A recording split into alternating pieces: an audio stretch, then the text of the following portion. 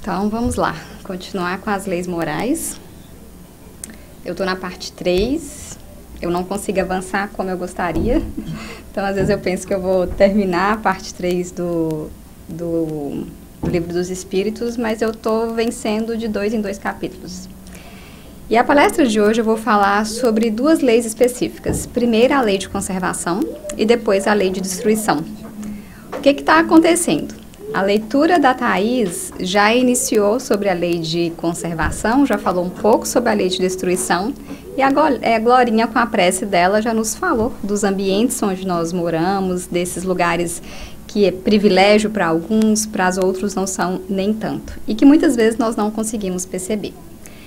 Então, eu vou falar dos itens, eu não vou ler questão por questão. Então, na lei de conservação, nós dividimos ela em itens, que é o instinto de conservação. Será que todos nós temos esse instinto de conservação? Os meios de conservação, quais são os meios que nós temos para conservar a nossa vida? E aí vem pautas muito sensíveis para todos nós, que são os gozos dos bens terrenos, que aí nós vamos falar do necessário, do supérfluo, das privações voluntárias. Isso vai dizer muito do nosso estilo de vida, aquilo que nós estamos buscando para a nossa encarnação. Em seguida, eu vou falar sobre a lei de destruição, e aí vai ser sobre os itens, a distribuição necessária e abusiva dos bens, os flagelos, que são os desastres naturais, as guerras, os homicídios, as crueldades, o duelo e a pena de morte. Então, nós vamos fazer algumas reflexões sobre todos esses temas na manhã de hoje. E nós vamos começar com a lei de conservação, que está desde a questão 702 à questão 727. E a pergunta é para vocês: quando eu escuto pela primeira vez falar sobre a lei de conservação, o que primeiro vem à minha cabeça? Alguém aqui falou o que primeiro vem à minha cabeça quando eu falo em lei de conservação? Vida? A vida? Alguém falou natureza? O que mais? Perpetuação da espécie. Perpetuação da espécie. O que mais?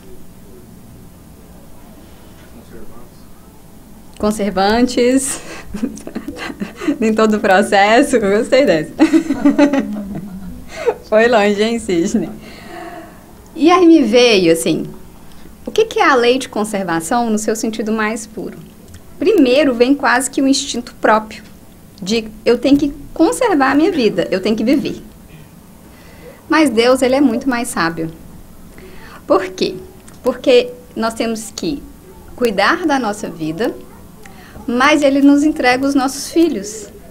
E naturalmente nós somos responsáveis, até uma certa idade, pela preservação e a conservação da vida de um outro ser humano. Porque eu costumo falar que o maior choque para a mãe, né, quem é mãe aqui é pai também, é quando você percebe que o seu filho é dependente de você muito mais do que você pensa até os 4, 5 anos para sobreviver. Então, se eu deixo uma criança com 3 anos de idade, 2 anos e meio de idade, quem tem uns pequenininhos aí, numa casa o dia inteiro, e eu não dou todos os meios que ele possa sobreviver, é um risco que ele não vai comer, ele não vai conseguir fazer xixi sozinho, ele não vai conseguir ir lá deitar. E já existe pesquisas, né, de crianças que passaram por esse tipo de preservação e as consequências no desenvolvimento delas são gravíssimas.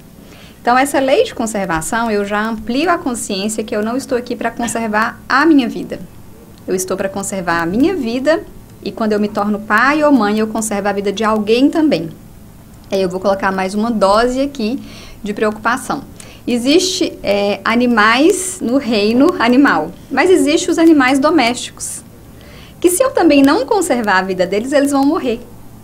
Então, cabe ao homem conservar a vida dos animais, porque os animais domésticos são os animais que eles não sobreviveriam dentro de uma casa, se eu não der comida, se eu não levar para fazer xixi, todo esse cenário. Então, aqui abre uma outra escala de conservação e de responsabilidade que nós temos com quem nós convivemos. E aí, a lei de conservação vai abrindo outros detalhes, que é essa ideia de que eu conservo a minha vida num processo de progressão dela. Então, eu vou entender que eu vou conservando para evoluir. E eu vou entender que, aí vem um lado material, eu estou conservando o que na Terra? Porque Porque muitos de nós passamos a vida inteira conservando o corpo. Por sinal, botox, formol, conservantes estão aí a esse serviço.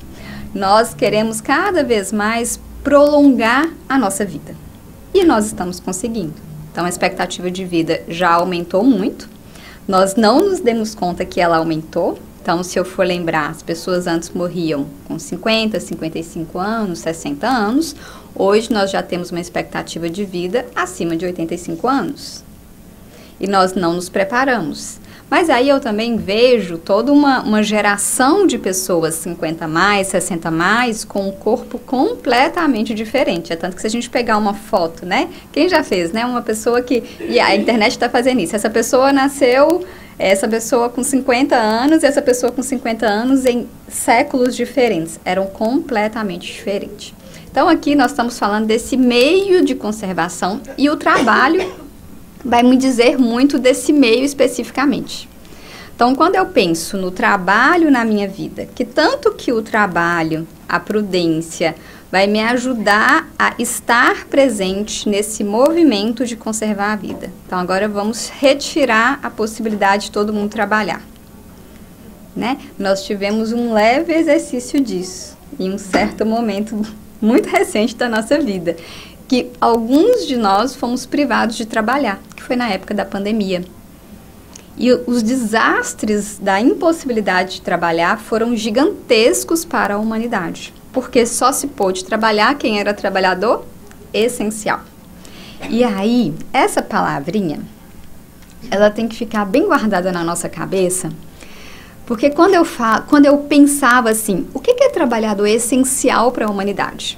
Lembra dessa palavrinha? Só vai poder trabalhar quem for trabalhador essencial. E aí, quem ficou sem trabalho? Esse é o questionamento que nós temos que nos fazer. O que é essencial e o que é supérfluo? Conservar a vida. Que é conservar a vida. Então, os trabalhadores essenciais e aqueles trabalhadores que não conseguiram ir, é a hora de refletir sobre o seu nível de trabalho.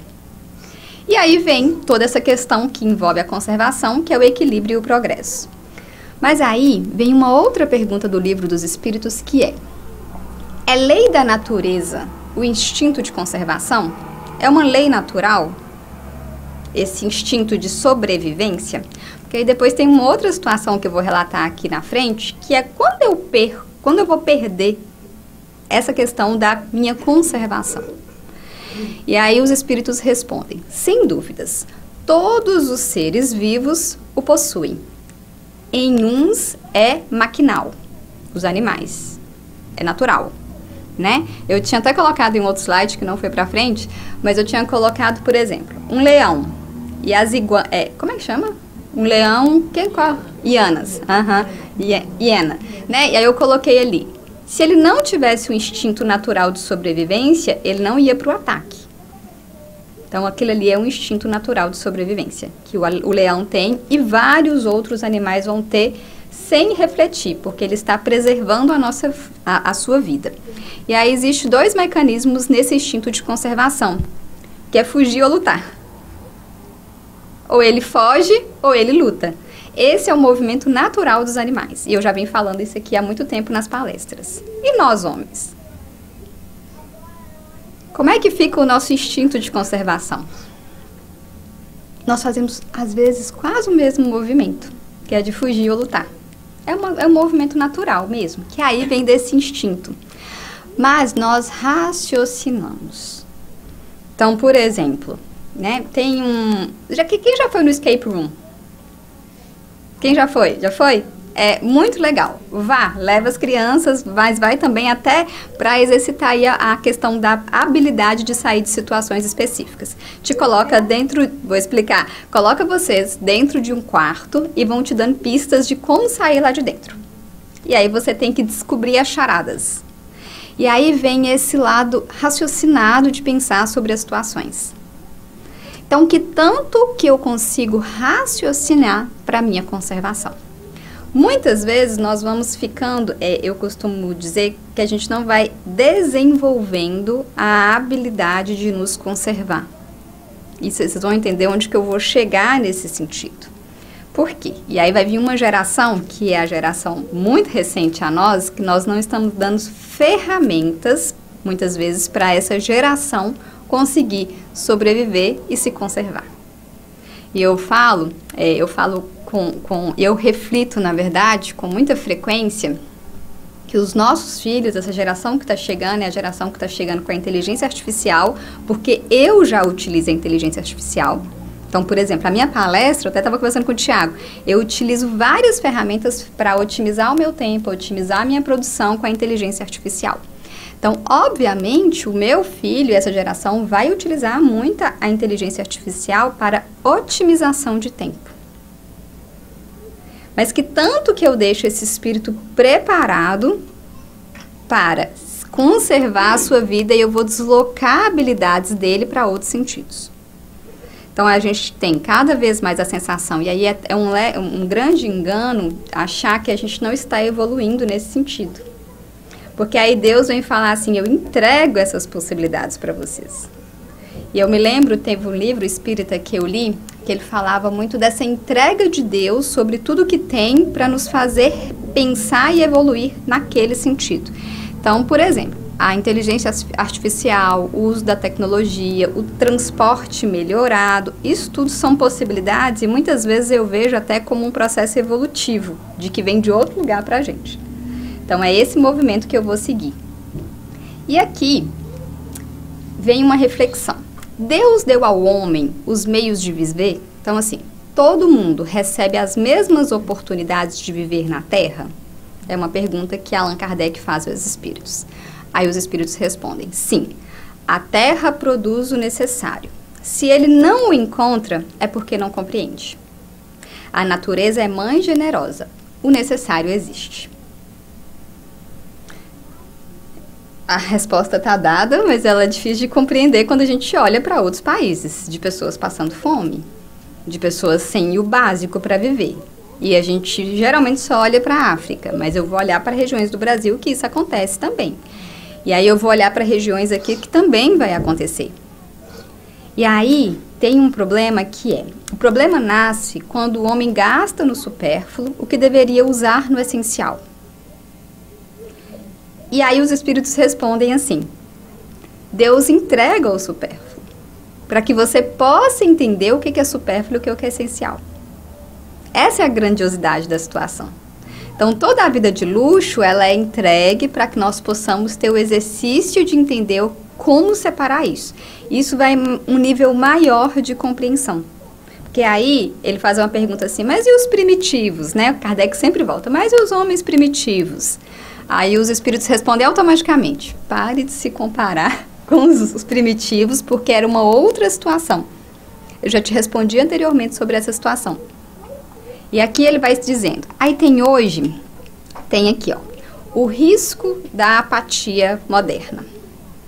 Vivemos uma geração com acesso ilimitado à informação, mas com baixo senso de responsabilidade moral.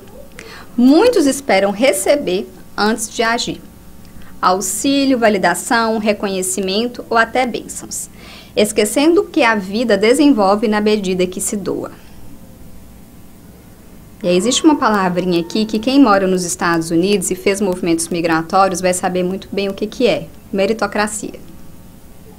Eu trabalho, eu ganho pelo que eu trabalho. E aí, quem questiona muito isso, aí agora a gente vai questionar esse movimento. Qual que é um dos maiores problemas hoje dos governos que entregam auxílios o tempo inteiro? As pessoas não querem trabalhar, né? Então hoje, eu me lembro que eu trabalhei muito tempo no Bolsa Família em poder validar ela, se a pessoa poderia receber ou se a pessoa não poderia receber no Brasil. Eu costumo falar que a teoria desses auxílios é muito real para a pessoa sair da situação, mas existe um processo de apatia da vida moderna, que é assim, eu vou ter mais filhos para ter mais benefício. Eu não vou assinar a carteira para não perder o benefício. E isso acontece aqui, acontece no Brasil. Então, por exemplo, quando eu falo dos programas do governo, Medicaid, Medicare, então as pessoas elas vão utilizando isso e trazendo esse processo de apatia. Vamos lá para um outro cenário bem próximo a vocês. Ah, Rayane, Mas agora quem está vindo para os Estados Unidos não está querendo trabalhar. Esse pessoal que fez faculdade não sabe trabalhar. Mas alguém já escutou isso em algum momento da vida? Nossa, Deus! Né? E aí, o que está acontecendo nesse movimento? O que é trabalho? O que é necessidade? O que é supérfluo? E aí vem uma máxima muito desse movimento, do instinto de conservação, e eu gostei muito, que é a falsa carência emocional. Então, e aí hoje as pessoas, elas esperam muito reconhecimento do outro. Por exemplo, essa semana eu vivi uma situação que a pessoa me falou, Raiane, você tem que reconhecer ele. Você tem que falar que ele fez um bom trabalho.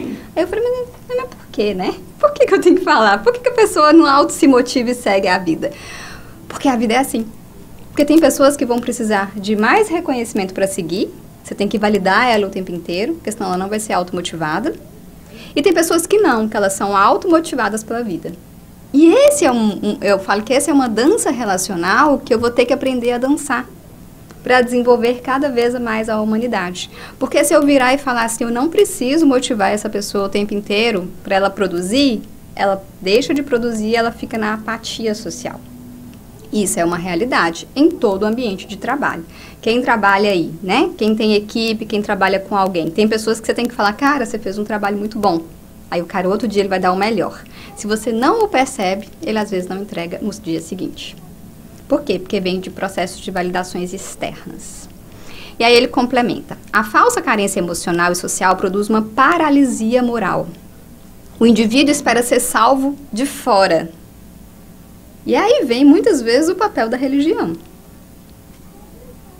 Então, tem pessoas que vão para as religiões, historicamente, para serem salvas.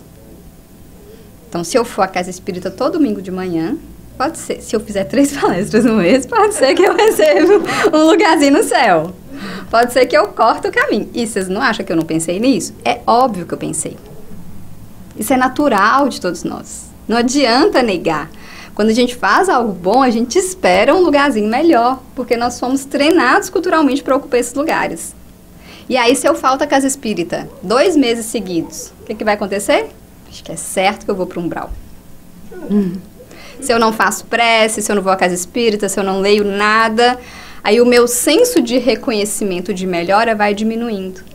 Por isso que muitas vezes nós temos que estar ligados a religiões, na espera de que frequentar de fora vai me trazer esse processo de conquistar algo melhor. E aí vem também, o servo fiel é aquele que trabalha mesmo quando o Senhor tarda. E aí vem a parábola dos talentos. Porque Deus vem e dá talentos diferentes para todos nós. A parábola dos talentos dá um nó na nossa cabeça. Né? Porque ele vai entregando talentos diferentes. Um ganhou só 1, outro ganhou 2, outro ganhou 3. Mas aí veio a capacidade de raciocinar, que não é instintiva, e melhorar aquilo que Deus entrega. Sem a espera de que alguém faça isso por nós. E nós somos muito motivados para fora. Quer ver? Quem já viu aqueles experimentos sociais, e os profissionais da saúde mental adoram fazer experimento social. Esses dias eu vi, né? Nós modelamos o nosso comportamento socialmente. Entrou uma pessoa no elevador, esse negócio é muito engraçado. Entrou uma pessoa no elevador, aí o cara começa a dançar. O homem começa a dançar. Estava combinado. Aí ele começa a dançar e ele falou, dança. Aí a moça começou a dançar. Já viu, né? Aí falou, dança também. Começou a dançar. Só que o outro, ele falou, dança gritando. Ele falou tranquilamente, ela dançou. O outro, ele falou muito bravo e agrediu a pessoa, dança. O cara que não estava combinado, na hora que ele falou dança, automaticamente o cara começou a dançar. Né? Nós somos modelados o tempo inteiro socialmente. A gente não pode negar isso. É como aquela questão, se eu apontar, todo mundo olha. Se eu rir, todo mundo vai rir. É modelamento, a gente fala modelar o comportamento social. E as mídias estão aí para hoje fazerem isso. Esse é o papel delas, modelar o nosso comportamento. E nós vamos perdendo o crivo do que é modelagem. E aí eu vou continuar, porque tem que problematizar. O uso dos bens da terra é direito de todos? Sim, porque decorre da necessidade de viver. Deus colocou prazer no uso das coisas materiais. não para o vício, mas para o equilíbrio. Chocolate, álcool, roupa, carro esportivo, bolsa. E aí vem, ele coloca, como é que tá a medida? E aí eu falo assim, mas aquela blogueira tem 30 bolsas, eu tenho uma. Entende?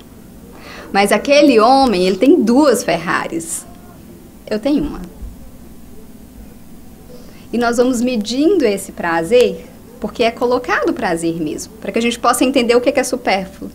Só que aí, muitas vezes, isso aqui também é medido com o tanto que eu motivo a crescer. Porque também eu vou precisar crescer materialmente, porque aí também vem essa questão de quem está ali lutando para conquistar bens materiais, ele também vai levando várias outras pessoas com ele. Esse raciocínio é muito complexo e a gente não gosta de ter ele. Por quê? Porque existe uma ideia de que toda pessoa que tem dinheiro, e eu vi que isso é comum no Brasil, mas eu também vi que isso é comum nos Estados Unidos. Eu vi uma americana passando aqui, naquelas casas que tem na beira do mar, ali na região de Atlantic Highlands. Ela foi filmando as casas e perguntando assim, o que essas pessoas fazem? Com o que elas trabalham? Nossa cabeça brasileira que queria falar? Nada de bom.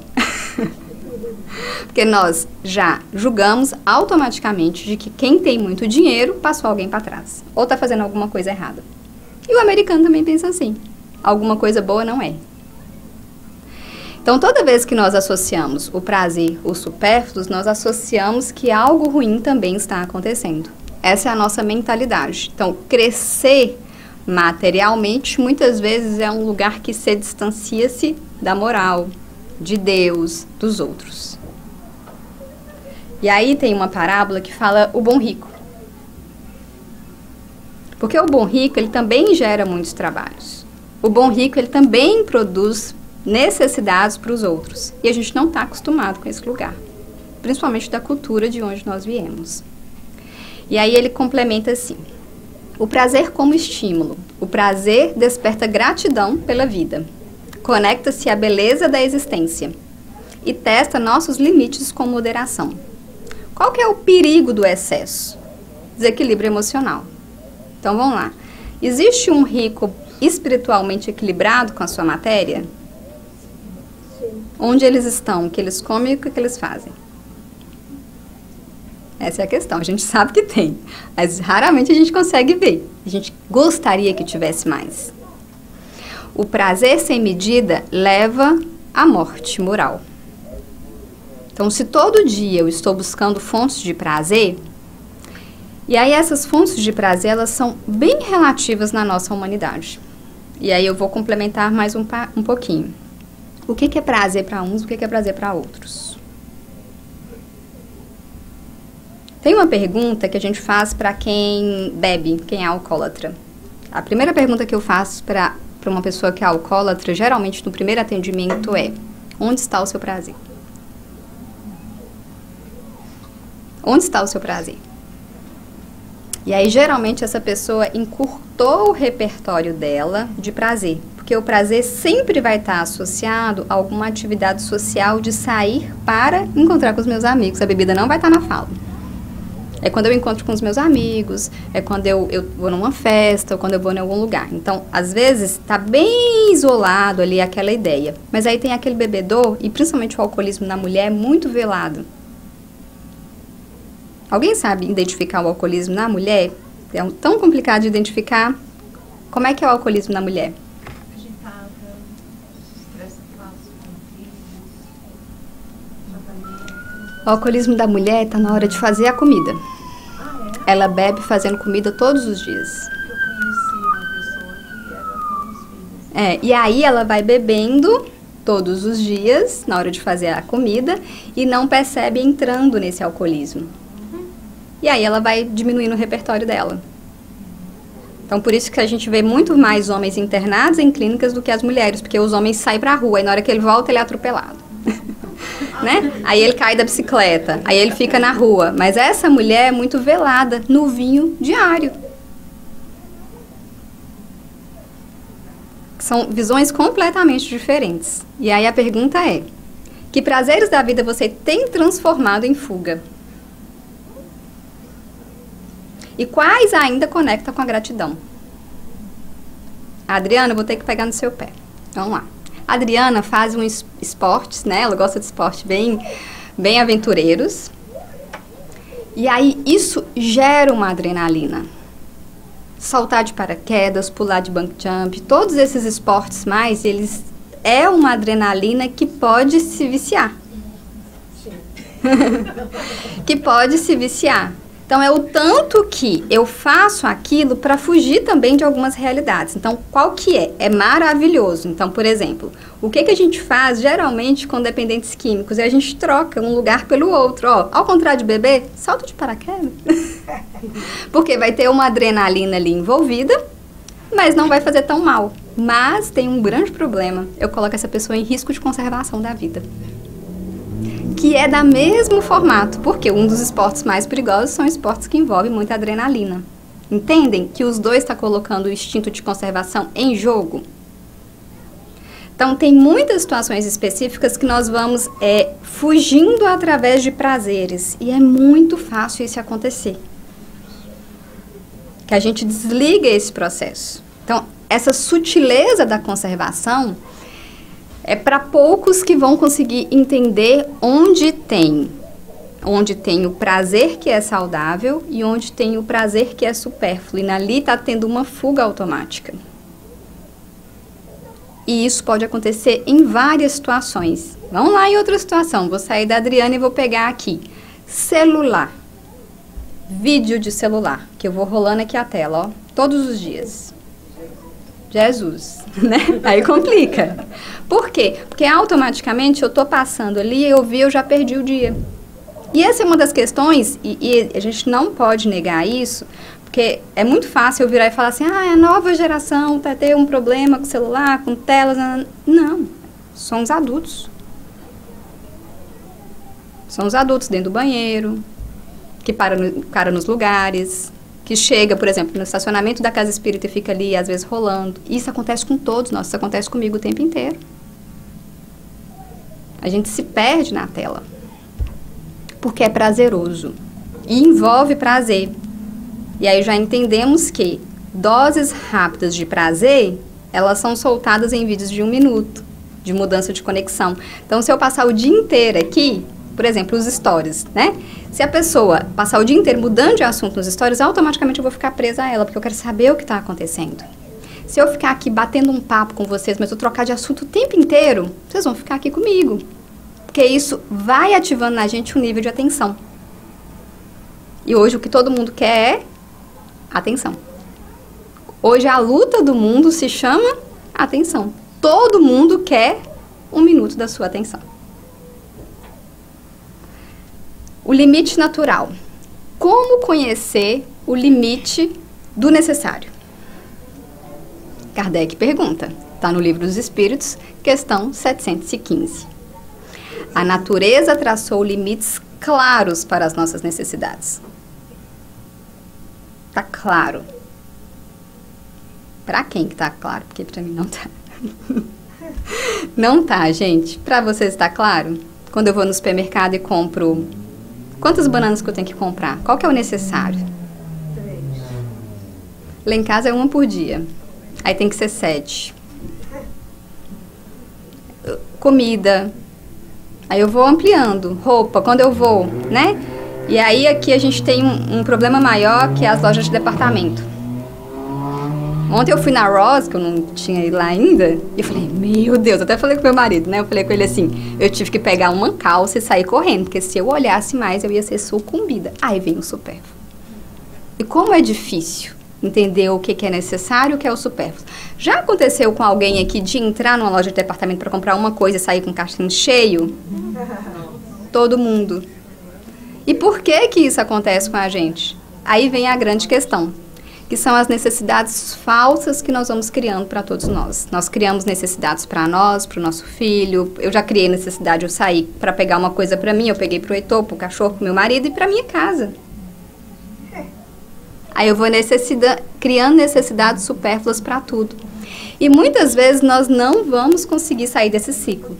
E aí vem, os vícios humanos criaram necessidades falsas, não foi Deus. Deus colocou a necessidade aqui, ele vai entregando. Ó, vai lá e cria a Ross, vamos lá testar aqueles humanos, um ambiente social controlado.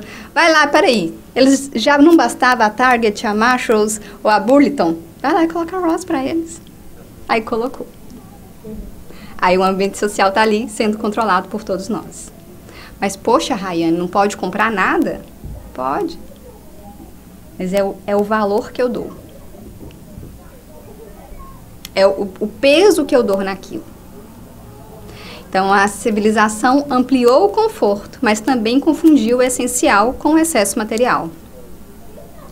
Aí vem a lei divina. Os que abarcaram o supérfluo com os prejuízos, os que carecem do necessário, esqueceram da lei de Deus.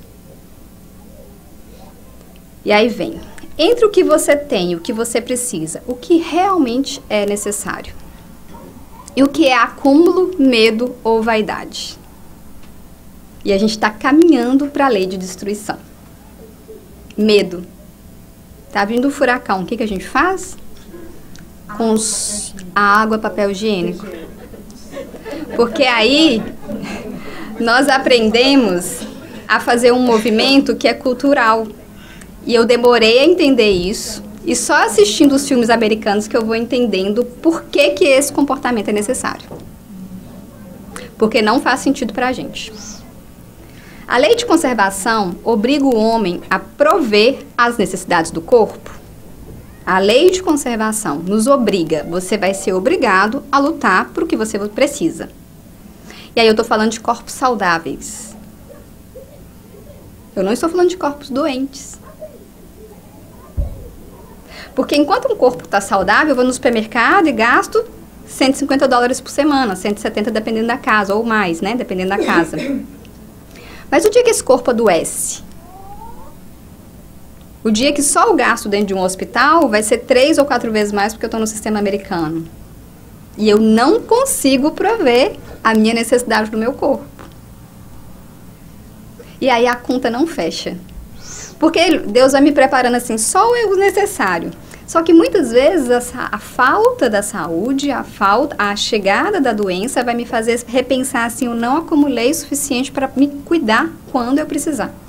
Nós não fizemos um plano de adoecimento, a gente só faz um plano do superficial. Por isso que hoje nós temos tantas pessoas idosas precisando ainda da ajuda. E aí a gente ainda vem, recentemente, eu estava conversando com a minha avó ontem, né? Ela falando assim, não tem ninguém para me levar na festa. Eu tenho um monte de filho. Aí ela virou para mim assim, minha neta, você tá pior, né? Só tem um filho. Eu tenho 9 e nenhuma me levou. Você só tem um, e aí? E aí eu falei assim, vó, mas sabe uma coisa que eu aprendi? Que eu vou ter que envelhecer sem depender. Então eu vou ter que aprender a pagar pelo meu Uber. Eu vou ter que aprender a ter o dinheiro para poder fazer esses deslocamentos. É esse o aprendizado. Eu não vou julgar os filhos que não levam. Entende? É o tanto que eu cuido da minha conservação. Por isso que, na maior parte das vezes, a gente fica esperando que o outro venha me trazer a salvação. Essa é uma cultura enraizada em todos nós. Então, quando nós vamos para uma cultura mais individualista, como os americanos, que já planejam ir lá para o lado de idosos naquela certa idade, que vai ter seu carro lá naquela garagem levando eles de um lugar para o outro, a gente acha um absurdo. Por quê? Porque eu vou envelhecendo para que quando eu chegue nesse processo de envelhecimento, alguém cuide de mim, da minha salvação e da minha conservação. E aí esse é o pensamento que eu tenho que ter. E essa geração, só a nossa geração é que vai conseguir entender isso. Eu tenho que envelhecer para me manter conservada para quando eu não tiver ninguém mais para cuidar de mim. Que aí o ciclo ele é muito evolutivo no processo, né? A gente nasce dependendo e morre com a sensação de dependência também, que o nosso corpo vai nos levando para esse lugar. E aí ele começa, né? Sim, porque sem a força e saúde é impossível trabalhar. O corpo é instrumento da alma, não deve ser desprezado, nem idolatrado, nem mortificado desnecessariamente. Então, eu não posso viver ali também em função desse corpo, na academia, em todos os lugares. É o que é para manter conservado. Saúde física permite o trabalho espiritual. E aí a privação com sentido.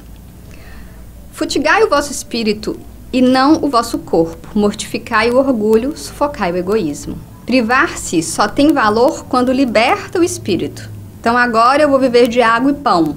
E tô cheio de orgulho no coração. Não adiantou nada. Tem gente que faz isso. Né? Eu me recolho lá para a montanha, agora eu vou comprar um sítio e vou ficar isolado lá. Não adianta. Não adianta se internamente ainda tem muitas questões a resolver. E isso é muito sutil. Eu só vou descobrir comigo mesmo. E aí, quando eu falo em conservação do espírito, tem um processo que vai estar lá na Semana Espírita, que é o suicídio. A pior palavra da lei de conservação é o suicídio. Por quê? É quando eu perdi quase que esse instinto de conservar a minha vida e eu mesmo vou findá-la. E aí tem dados históricos aqui. Os homens suicidam mais que as mulheres. Tá? Olha a discrepância entre o suicídio dos homens e o suicídio das mulheres. Por quê? Tem os filmes da Segunda Guerra Mundial que, assim, se eu assisto o filme com olhar material, eu olho de um jeito. Se eu assisto o filme com olhar espiritual e de onde esses homens foram colocados, a compreensão é completamente diferente. Então, lá na Alemanha, tem um filme que eu até assisti essa semana passada, né? Os jovenzinhos, eles iam por uma questão de status. Eles iam por uma questão de status. Então, eles foram levados, só que eles sabiam, e aí os coronéis automaticamente sabiam que eles não iam viver muito. Era quase um movimento suicida ali. Tá? Então, eles são expostos, os homens, historicamente, eles são expostos à morte e à volatilidade da morte muito mais do que nós, mulheres. Então, isso está marcado, historicamente, nesses homens. Até antes das guerras. Até antes das guerras. E aí eu vou pensar aqui. Teve um pico de suicídio lá na grande crise dos Estados Unidos. Aqui na grande crise dos Estados Unidos, dos homens que perderam tudo nas bolsas de valores. Lembram disso? Né? Ali teve um pico de suicídio também. E esse pico é altamente estudado pelos profissionais de saúde mental, os veteranos de guerra. O pico de suicídio também é muito maior. Então, a gente tem que tomar muito cuidado, principalmente os profissionais de saúde ou quem lida com o relacional humano, em falar que os homens não pedem ajuda, que os homens, eles guardam os sentimentos. A primeira coisa que eu tenho que olhar é como que eles chegaram nesse lugar. Não é porque eles não querem, que querem assim, agora eu não vou contar dos meus sentimentos. E nos filmes da Segunda mostra assim, toda vez que eles são fracos, eles apanham, gritam com eles, não faça isso, se torne mais homem. Todos os filmes mostram que eles têm que se manter fortes. E hoje tem correntes, né? Vocês estão vendo uma corrente para trazer a masculinidade do homem. Eu já falei sobre isso aqui anteriormente. Então, isso também está acontecendo. E aí eu vou seguindo. Tudo se destrói para renascer e se regenerar. Então, agora a gente vai chegar num outro patamar.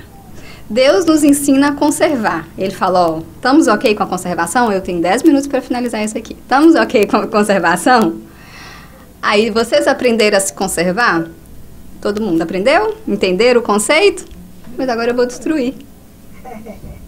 Vai ter um monte de coisa que vai destruir vocês. O que vocês vão fazer com isso? A destruição necessária e abusiva. A destruição é transformação. Nada morre, tudo se modifica. Quando o homem destrói por necessidade, alimentação e defesa, age dentro das leis. Quando destrói por prazer, poder ou descuido, ferem a ordem divina. Eu vou seguir aqui o mais rápido. Então, aqui nós temos destruidores, processo de destruição natural, que aconteceu na China. 2 milhões de pessoas morreram em enchentes na China. Olha a quantidade. Vamos pensar lá na cidade do interior de vocês, na minha 30 mil. Quantas minhas cidades teriam morrido nessa situação? Eu faço o cálculo assim. Tá? Toda vez que eu vejo um grande número, eu coloco o número de habitantes da cidade mais próxima que eu conheço, 600 mil. Ia morrer essa cidade várias e várias vezes, assim, faz sentido na minha cabeça. 830 mil no terremoto, na China, em Bangladesh. E aí vem o Covid, que está tão disfarçado aos nossos olhos e nós passamos por ele. 700 milhões de pessoas morreram no Covid. Ah, Raiane, esses números são mentirosos. Por quê? Porque eu só consigo olhar os números dos Estados Unidos e do Brasil.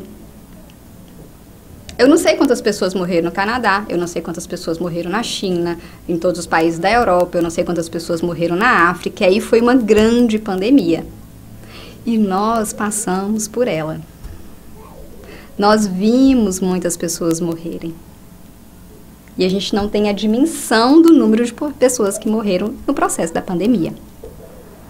Mas aí, o efeito histórico é, toda vez que vem uma situação, eu pesquisei várias vezes para ver se esse número estava certo, se foi 7 milhões de pessoas mesmo. E aí eles colocam estimativas, dá dados para a gente, todo esse movimento. Mas toda vez que vem um processo de morte, vem uma evolução nos movimentos. Então, muito se questiona a vacina, muito se questiona o desenvolvimento da tecnologia, muito se questiona tudo. Mas são essas situações aqui que vai fazendo uma promoção de outros lados para a preservação e conservação da vida. E aí eles continuam. As guerras. Por isso que eu falei, os homens são mais expostos às guerras. Quantas pessoas morrem em guerras atuais? Que estão acontecendo nesse exato momento. Ucrânia e Rússia, Israel, lá na faixa de Gaza, o Sudão e vários outros lugares. Mas essas guerras específicas aqui, elas trazem um movimento que nós estamos envolvendo a consequência dele. Hoje, qual que é o maior movimento social que está acontecendo em quase todos os países? Aperto das leis migratórias. Está cada vez mais apertada as leis migratórias. Pode viajar, não pode viajar, pode migrar, pode mudar de país, não pode mudar de país. Só que, em consequências, guerras como essa, o movimento social que ela me traz é maior número de refugiados, de pessoas saindo desses lugares e indo para outros movimentos. Entende? Então, assim, pelo nosso olhar bem restrito, é como se fosse um fator isolado. Para os olhos da espiritualidade, está tudo conectado. Então, deixa eu entender como esse pessoal está migrando aqui. Vamos organizar a casa, porque eu acho que o ser humano perdeu a dose, porque tem gente que realmente precisa, porque eles estão em guerra. Então, o grande questionamento, por exemplo, do movimento de asilo, pela fronteira, não é quem não precisa, é que quem realmente precisa nunca vai conseguir ter acesso.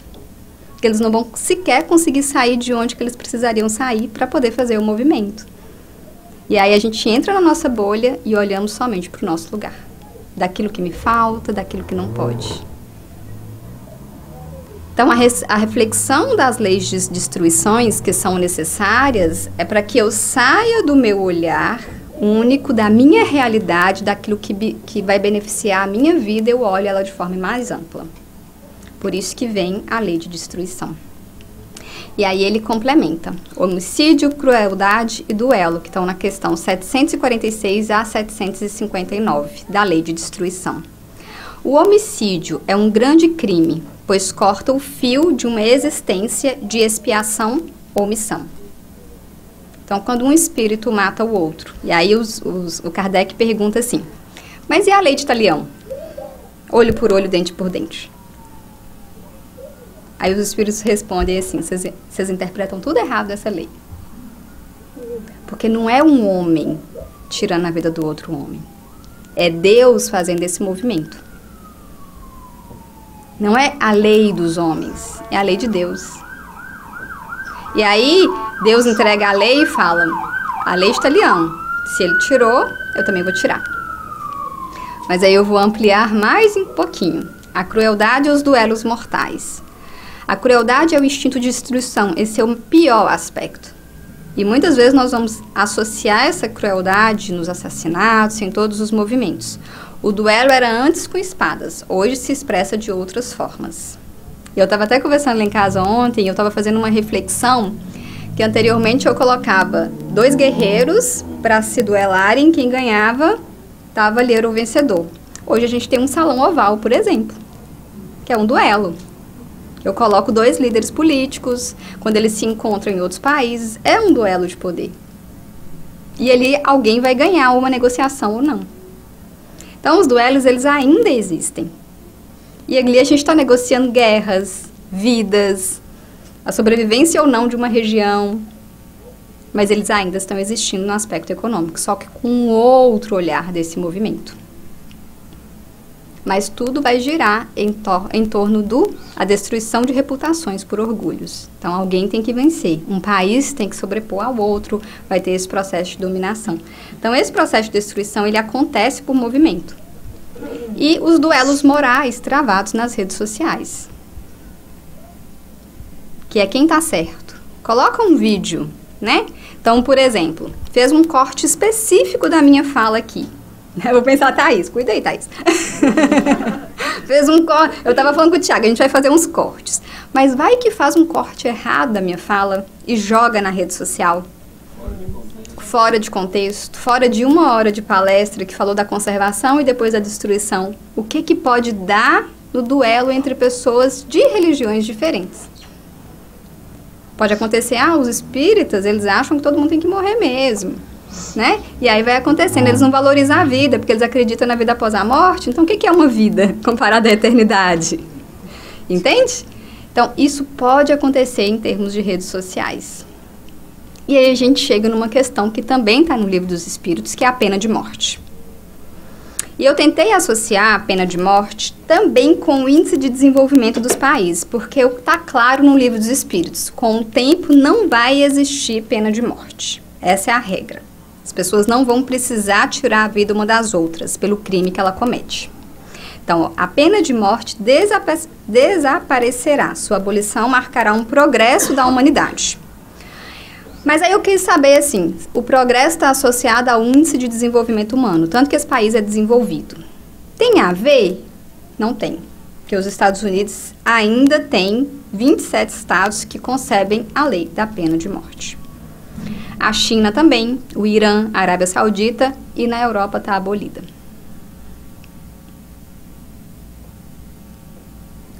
A pergunta é, os Estados Unidos, eu nunca gosto de olhar assim, o que está claramente nos meus olhos. E isso a gente faz também com as políticas das drogas. Quando um país tem a pena de morte, o efeito colateral é as pessoas terem mais medo de cometerem crimes porque sabem que a consequência é mais grave? É uma reflexão. Por que aqui nos Estados Unidos muitas vezes as pessoas são mais medrosas em relação a tudo que elas vão fazer? Porque a consequência é muito maior. É tanto que muitas pessoas falam, agora aqui não tem brincadeira. Não vai brincar com a lei aqui não, porque a lei é muito mais grave. Então, sim, pode ser que é necessário essa modelação de um medo extremo para privar um comportamento humano. Outra pergunta que muitas vezes pode vir à cabeça de vocês, a legalização do aborto.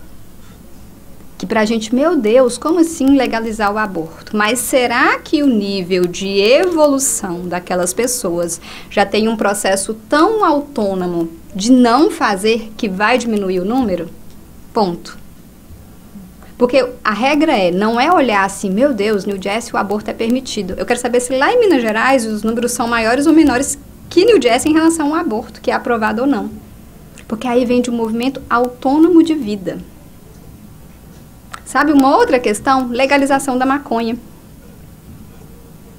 E os países, muitas vezes, estão legalizando a maconha, por exemplo, e Amsterdã já teve um exemplo disso. Porque, às vezes, quando a gente pensa só do nosso ponto de vista, que é assim, eu vou legalizar para não criminalizar, porque pressupõe que quem usa esse tipo de droga não comete crime. Aí eu esqueço de olhar todos os efeitos colaterais. Então, por exemplo, legalizaram em Amsterdã. Aí as pessoas não cometiam mais o crime. Só que a maconha era uma porta de entrada para a cocaína. E aí naquele local, ninguém cometia crime, mas o uso da cocaína começou a se tornar maior próximo aos ambientes que vendiam a maconha. E aí criminalizou aquela região. Então eles estão repensando nesse sentido, porque trouxe outros efeitos colaterais. E qualquer situação de lei imposta na nossa sociedade, isso vai acontecer automaticamente. Se legaliza, se tem pena de morte, se não tem pena de morte. Eu não posso só falar, meu Deus, que absurdo. Esse não é um pensamento espírita. Um pensamento espírita é, deixa eu ver os efeitos colaterais aqui, deixa eu entender.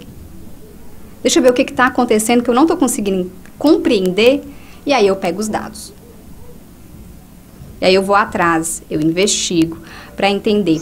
Por exemplo, eu vou voltar e finalizar com a lei de destruição. Quando tem uma ameaça de tsunami, de terremoto, de furacão nos Estados Unidos, o que eles fazem automaticamente? Hoje de manhã eu assisti um videozinho de uma mãe que coloca o filho, eu só vi esse vídeo. Coloca o filho na banheira, coloca o número do telefone aqui, coloca o AirTag, coloca o negócio e prepara ele para todo furacão. A minha cabeça de mãe brasileira que nunca precisou viver isso é um tremendo absurdo. Só que é a minha realidade.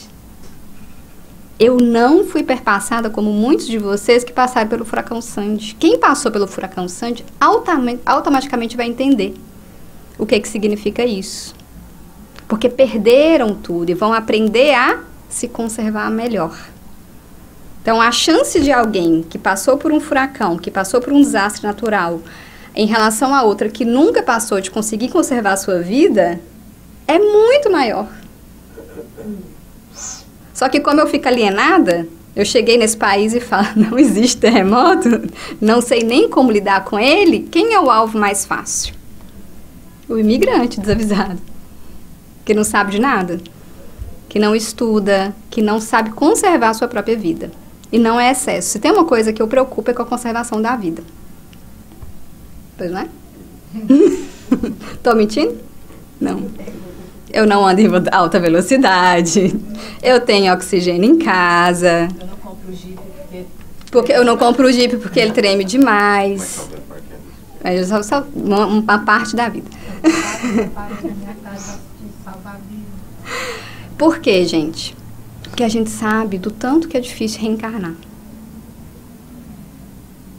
E aí vem uma regrinha básica. Nós somos poucos em comparação ao número de desencarnados. Então eu sei que eu lutei muito por essa vida. Então, o instinto de conservar, e aí vem esse olhar, né? Então, quando eu acolho uma pessoa, alguém ali, pensamento suicida, ideação suicida, não adianta falar para essa pessoa aprender a conservar ou destruir a sua própria vida, falar assim, você está sendo fraca em relação a isso. Não é esse o caminho. É entender esse espírito ao longo da sua existência no espírito. Não é no corpo. É olhar para ele como espírito. É olhar e falar assim, eu enxergo o seu espírito. Porque eu não sei se ele passou por mais guerras do que eu não sei o que esse espírito passou anteriormente à minha conservação, que não precisou ter nenhum risco na existência. Esse é um pensamento espírita. A ciência não tem esse olhar. Porque ela olha a vida aqui. Então, o que ele vai fazer? Conter essa pessoa. Então, qual que é a regra básica para todos nós? Se alguém tem uma ideação suicida e fala comigo, eu tenho os canais que eu tenho que ligar automaticamente para conservar a vida dessa pessoa. Então, essa é a minha obrigação de qualquer profissional de saúde. Tem que conservar a vida dessa pessoa. Ela não pode, a gente não pode deixar ela tirar a própria vida. Isso é um compromisso. E olha que interessante, né? Foi o que eu comecei lá no início da palestra. Nós não somos responsáveis apenas pela nossa conservação. Nós somos responsáveis pela conservação de todas as pessoas ao nosso redor. E isso envolve muitas e muitas e muitas camadas. Toda vez que eu negligencio qualquer situação específica, eu não estou colaborando com essa lei específica. As leis morais da existência iluminam nossos caminhos de conservar e de transformação espiritual. Então, eu espero ter findado. São mais de umas 45 questões só nesses 2 capítulozinhos aqui e vale a pena estudar. Um bom domingo para vocês.